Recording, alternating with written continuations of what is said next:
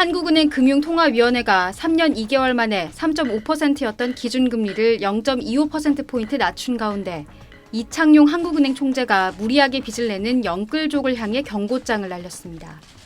한은은 1%대로 안정세에 접어든 물가 상승률과 한풀 꺾인 가계대출 증가세를 고려해 오늘 금리 인하를 결정했다고 밝혔습니다. 38개월 만에 기준금리 인하로 그간의 긴축 기조를 종결했지만 한은은 미국처럼 빠른 추가 인하를 기대하긴 어렵다고 선을 그었습니다. 해외에서 50bp씩 떨어진다고 우리도 이제 50bp씩 떨어지겠구나. 그러니까 돈 빌려도 문제 없구나. 이렇게 생각하시면 안 된다는 측면에서 경고를 드린 거고. 이번 금리 인하로 부동산 가격 상승세에 불이 붙을 수 있다는 점도 우려되는 대목입니다. 제가 영끌 쪽한테 얘기하거나 그럴 때도 제가 부동산 가격을 예측해서 어떤 내릴 거니까 그러니까 이런 투기적인 걸 경고한 것은 아니고 한동안 이자율 수준이 예전에 0.5% 수준으로 갈 그 가능성은 굉장히 적기 때문에 부동산 투자를 하고 싶으면 빌려서 투자할 경우에 이자율이 낮아서 곧 비용이 작을 거라고 생각하지 말라고 경고를 한 거고요. 이 총재는 갭 투자를 하고 싶으면 자신이 금융 비용을 얼마나 감당할 수 있는지 고려해야 한다고 경고했습니다. SBS 최희원입니다. 한국은행 금융통화위원회가 기준금리를 0.25%포인트 인하하기로 결정했습니다. 이에 따라 3.5%인 기준금리가 3.25%로 낮아졌습니다. 지난 2021년 8월 이후 38개월 만에 금리 인하로 가장 긴 기간 이어진 통화 긴축 정책이 완화 기조로 돌아선 겁니다. 한은 금통위는 고물가와 부동산 과열에 따른 가계대출 급증세에 대응해 금리를 동결해왔습니다. 한국은행은 오늘 물가 상승률이 1%대로 뚜렷하게 안정세를 보이고 가계대출 증가세가 둔화하기 시작했다면서 금리 인하 배경을 밝혔습니다.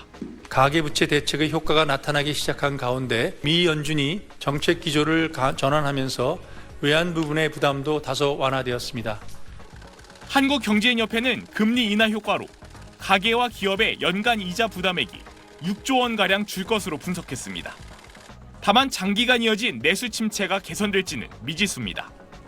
한은도 경제가 완만한 성장세는 이어가겠지만 내수 회복 지연으로 성장 불확실성이 커졌다고 분석했습니다. 또 한풀 꺾인 서울 수도권 부동산 가격 상승세와 가계대출 증가 속도에 다시 불이 붙을 수 있다는 것도 우려되는 점입니다. 금리가 인하가 되면 그것이 그럼 지금까지 있던 주택 거래량이라든지 주택 가격 상승률에 대한 기대 심리에 어떤 영향을 줄지 이런 것들을 저희들이 지켜봐야 되기 때문에 한국은행은 한국 경제의 성장 경로의 불확실성이 는 만큼 향후 상황을 보면서 금리 인하 속도를 조정하겠다고 밝혔습니다. SBS 박지현입니다. 지난해 입주한 서울 마포구의 한 신축 아파트. 지난달 64건이던 매물이 한 달 만에 97건으로 50% 넘게 늘었습니다. 한 3개월을 지켜보니까 이런 반응이 제 손님들 중 대부분이에요. 지난 8월 신고가를 경신했던 동작구의 한 아파트 단지 매물도 한 달 새 10건 가까이 늘었습니다. 대출 규제 비교했을 때랑 매물이 좀 많이 쌓인 편이죠. 거래가 안 된다고 해도 효과를 낼 생각이 없으니까. 서울 아파트 매물은 83,700여 건, 한 달 전보다 2,000건 가까이 늘었는데 과열 분위기 속에 지난 7월 말 매물이 77,000여 건까지 떨어졌던 것과 비교하면 적체 현상이 두드러집니다. 특히 노원, 도봉, 강북 위주였던 매물 쌓임이 지난 한 달 동안은 마포, 서대문, 동작, 은평을 중심으로 차익 매물이 쏟아졌습니다. 높은 호가를 유지하려는 집주인과 대출 규제 등으로 자금 여력이 부족해진 수요자 간의 희망 가격 차이가 벌어진 겁니다. 실제로 9월 서울 아파트 상승 거래 비중은 48.5%로 4개월 만에 절반 아래로 떨어졌습니다. 짙어지는 실수요자들 관망세 속 일단 진정 국면이란 해석이 나오는 배경입니다.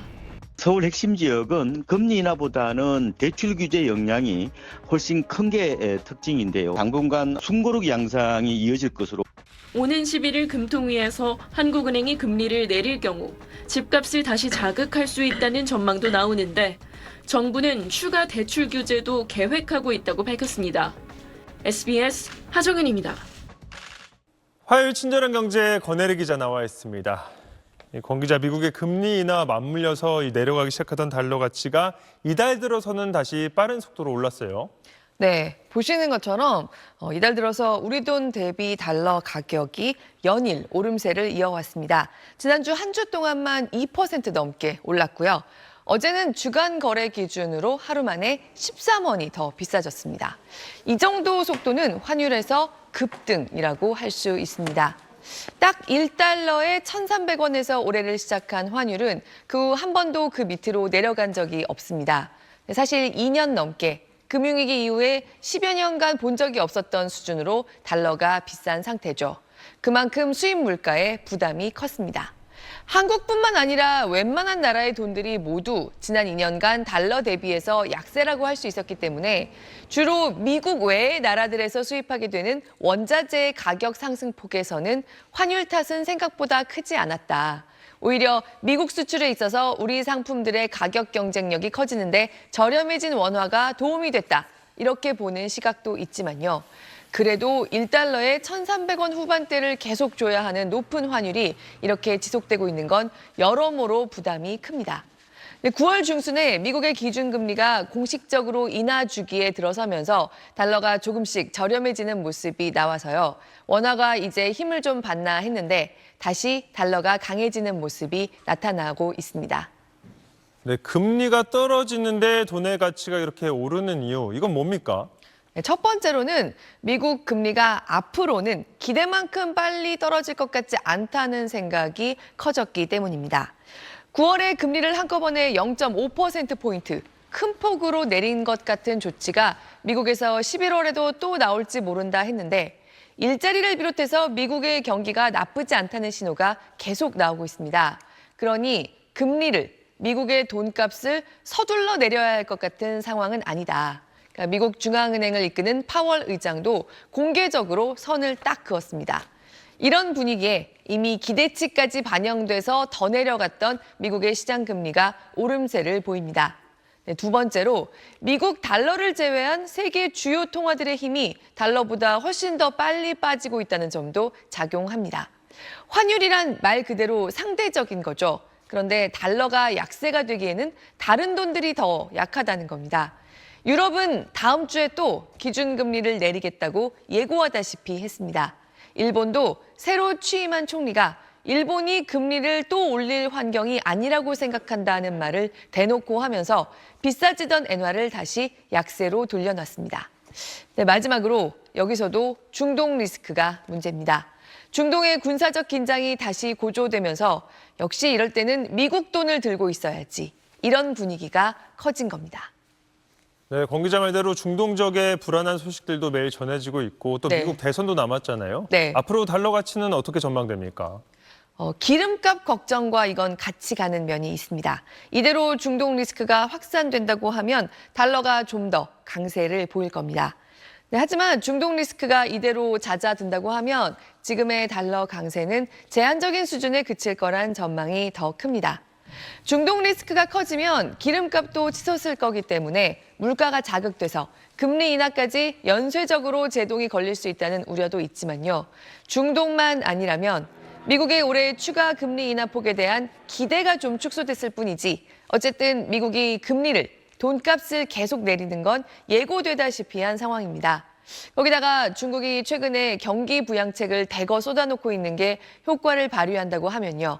중국 경기가 살아날 수 있을 거란 기대감으로 중국 돈 위안화와 동반해서 우리 돈 원화까지 힘이 좀 세질 거란 예상이 나옵니다. 네, 우리나라도 이번 주 금요일에 나올 기준금리 결정에 관심이 쏠리고 있는데요.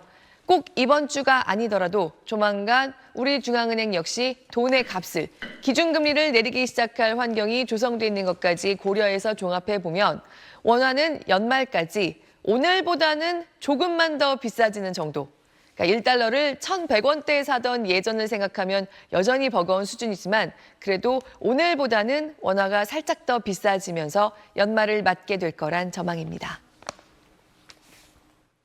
달러가 여기서 추가적으로 더 강세 흐름을 좀 가기보다는 연말로 갈수록 좀 제한적인 약세 흐름을 좀 보일 거로 예상을 하고 있습니다. 그래서 연말 한 1,330원 정도 수렴을 할 거로 예상을 하고 있습니다. 다만 중동상 특히 국가의 어떤 흐름 자체가 또 원달러 환율의 상승을 좌우하는 중요 변수 역할을 할 것으로 좀 예상이 되고 있습니다. 네, 연말까지는 금리 소식 계속 지켜봐야겠네요. 네. 잘 들었습니다.